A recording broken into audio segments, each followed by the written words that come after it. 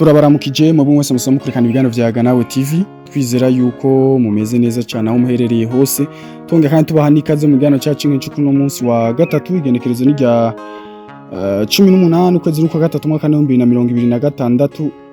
mu makuru yacu nkino turaza kuba tuyahera mu nkino zaraye zibaye muri kimwe ca 18 gishirica muri UEFA Champions League ku munsi wa kabiri turaza kuba tuzinjiramwo rumwe ukwago ariko kandi none munsi nkino ziraza kuba zibandanya kuno munsi wa gatatu nazo nyene turaza kuba tuzicamwo rero ni musangwe ikaze muri kino kiganiro cacu Ganawe TV.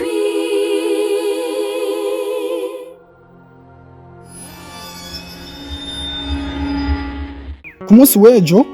habaye urukino rwa mbere rwahuje umugwi wa Sporting Club de Portugal ndetse n'umugwi wa Bodo Glimt. Umugwi wa Bodo uva mu gihugu ca Norvège roje gutemberera umugwi wa Sporting Club de Portugal mu gihugu ca Portugal biza kuba birangira umugwi wa Sporting utsinze umugwi wa Bodo Glimt ibisindo bigera kuri 5-0. Ni equipe ya Bodo yarabanje gutsinda umugwi wa Sporting ibisindo bigera kuri 3-0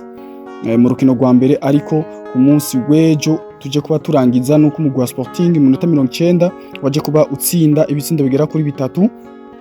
maze ibitsindo 3 ku bindi bikora kuri prolongation equipe ya Sporting isubira itsinda ibindi bitsindo bigera kuri 2 maze urukino rwose ruza kuba rurangira ari ibitsindo 5-0 vya Bodo Glimt maze umugwi wa Sporting usezerera uko umugwi wa Bodo Glimt ndetse n'indoto za Bodo Glimt zo gushika muri kimwe ca kane gishiri ca nyuma inchuro yabo ya mbere vyaraye vyanse indoto zabo zaraye zihagaritswe none mugwi wa Sporting Club de Portugal. Ku rundi ruhande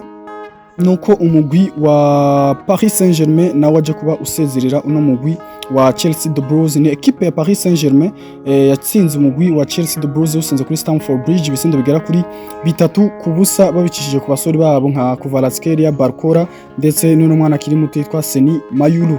Ni equipe ya Paris Saint-Germain bigaragara ko yaje kuba ikina inkino z'amajonje zo twita barrage ko itashoye kubironka iba kujye gushika mu migwi 8 ya mbere ariko ni equipe ya Paris Saint-Germain isuye kwerekana urugero rwiza novuga ko ari nk'ubutumwa isuye guha imigwi yo ku mugabane wa Buraya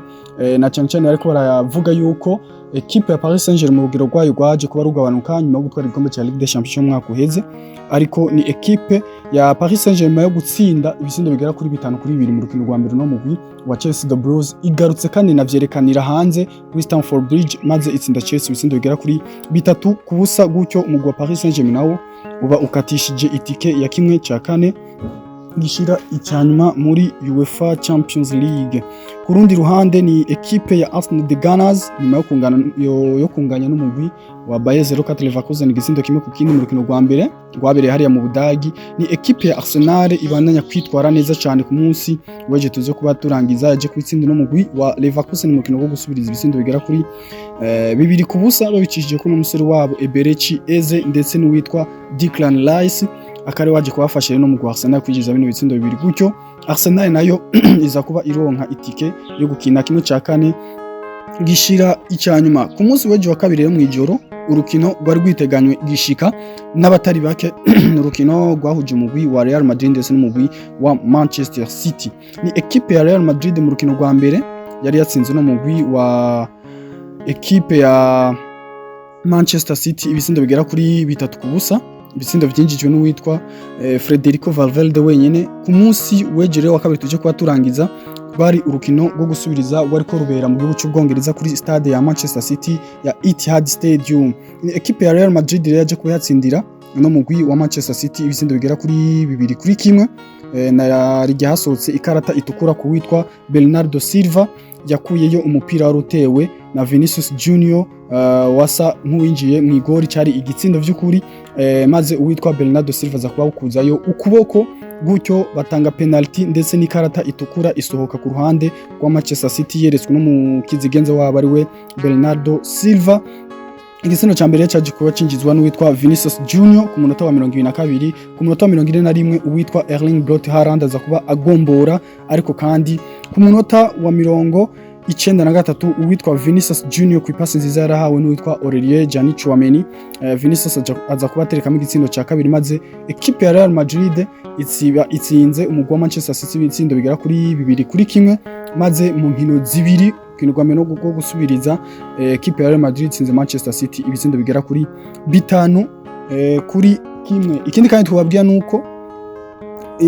runo rukino ruhuza umugwi wa Manchester City ndetse na Real Madrid nuko equipe ya Real Madrid isezereye inshuro zigera kuri 3 zikurikirana no mugwi wa Manchester City, kuko muri 2024 equipe ya Real Madrid yasezeye uno mugwi wa Manchester City mu mwaka uheze, kandi wa 2025 equipe ya Real Madrid kandi subira isezerera uno mugwi nyene wa Manchester City. None nuno mwaka kandi ni equipe ya Real Madrid subiye gusezerera uno mugwi wa Manchester City. Kurundi ruhande rero ngaho muri uno mugwi wa Real Madrid nuko ku munsi w'ejo nkuko vyagaragaye uwitwa Thibaut Courtois igice ca mbere kimaze kuba kirangira atagarutse mu gice ca kabiri c'urukino. Rero bivugwa yuko uwitwa Thibaut Courtois yari yaje kuba agira ikibazo c'imvune, kandi hakiri kare bakiri mu myimenyerezo bakiriko barishusha kugira ngo bashobore kuba urukino rutangura nkuko bitangazwa na kino kinyamakuru ca Cadena Cop. Nuko witwa Thibaut Courtois igice ca mbere agikiniye ku mvune, ariko ubona ko mu gice ca kabiri witwa Alvaro Arbeloa yaje kuba amusubiriza. Ariko rero nyuma y'urukino n'uwitwa Alvaro Arbeloa yaje kuba atangaza yuko uwitwa Thibaut Courtois ameze neza kandi yiteguye ku rukino equipe ya Real Madrid zokina n'umugwi wa Atletico do Madrid. Rero twamenyesha kandi yuko uwitwa Vinicius Junior niwe yaje kuba atogwa nk'umukinyi yaranze urukino, ariko kandi ku ruhande rwa Arsenal uwitwa Declan Rice niwe yaje kuba atogwa nawe nk'umukinyi yaranze urukino rwabahuje na Bayer 04 Leverkusen. Ku ruhande rwa Paris Saint-Germain nuno mukinyi azi ku izina rya Kvaratskhelia yaje kuba atogwa nk'umukinyi yaranze urukino, ariko kandi ku ruhande rw'umugwi wa Sporting ni witwa Francesco Trincao nawe yaje kuba atogwa nk'umukinyi yaranze urukino. Nuko rero vyari vyifashe ku munsi w'ejo wa kabiri mu nkino zaraye zibaye muri UEFA Champions League. Kuri uno munsi rero wa gatatu inkino zaza kuba zibandanya muri UEFA Champions League, nuko uno munsi gihe cy'isaha 1:45 y'ijoro nuko umugwi wa FC Barcelona uza kuba ucakiranye n'uno mugwi wa Newcastle United. Mu rukino rwa mbere ni equipe ya Barcelona yashoboye kubinganya igitsindo kimwe ku kindi no mugwi wa Newcastle. Rero uno munsi Barcelona iza kuba yakiriye kuri Spotify Camp Nou uno mugwi wa Newcastle United. Icyo twabwira gihari kuri uno rukino rwa FC Barcelona nuko ariko aravugwa amazina ashobora kutazoboneka mu rukino rwa mbere rwa kimwe ca kane gishiri ca nyuma, mu gihe Barcelona yobirenganye abakinyi bagahabwa amakarata y'umuhondo. Abo nabo sabandi ni uwitwa Lamine Yamal, uwitwa Gerard Martin, uwitwa Fermin Lopez ndetse na Marc Casado. Bano bakinyi umwe agashobora guhabwa ikarata y'umuhondo cyangwa uwundi barashobora kuzoca basiba urukino rwo muri kimwe ca kane gishira icanyuma n'ukurenduka ko mu FC Barcelona zoshobora kubandanya mu gice kizokurikira. Ku rundi ruhande ni equipe ya Liverpool yaje kubitsindirwa hanze no mu Galatasaray igitsindo kimwe ku busa. Nabo nyine no musaza kwa bayakire kuri Anfield Road Park igihe cy'isaha 4 z'ijoro. Bayern Munich nyuma yo gutsinda umugwi wa Atalanta mu rukino rwa mbere ibitsindo bigera kuri 6 kuri kimwe, ni Bayern nayo izoba yakiriye kuri Allianz Arena uno mugwi wa Atalanta. Belgium Tottenham nayo izo kuba yakiriye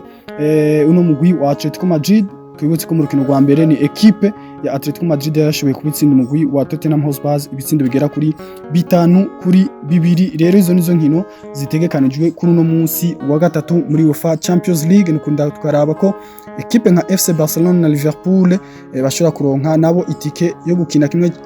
ca kane gishiri ca nyuma. Nukurindira twaraba ico iminota 90 iza kuba iduha kuri uno munsi. Reka rero tubashimire mu mwese mwafashe kano kanya kugira ngo mushobore kubana natwe muri kino kiganiro cyacu, naho ku munsi weje tugaruka turaba uko bizoba vyagenze mu nkino zitegekanijwe kuri uno munsi wa gatatu, ndetse n'andi makuru azo ariko aravugwa inyuma y'ibibuga.